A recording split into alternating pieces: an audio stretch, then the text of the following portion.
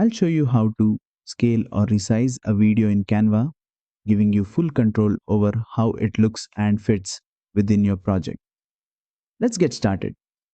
First, upload your video into Canva through the Uploads tab on the left. Once your video is uploaded, drag it onto your canvas and you'll see it appear right there on the screen. By default, the video might be set as part of the background, but we need to make it movable and resizable. So, right-click on the video and choose Detach from the background. This will allow you to freely adjust the video's size and placement. Now, with the video selected, you'll notice small circles or squares around the edges. These are your resize handles. Click and drag the corners to scale your video. You can make it smaller by dragging inward or stretch it to fill more of the canvas by dragging outward. Once your video is resized, you can move it around. Simply click on the video and drag it to the exact spot you want it positioned on the screen.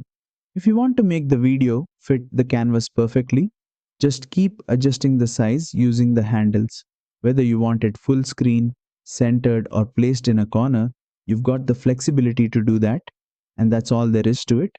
You've just learned how to scale or resize your video in Canva to get it looking just right for your project.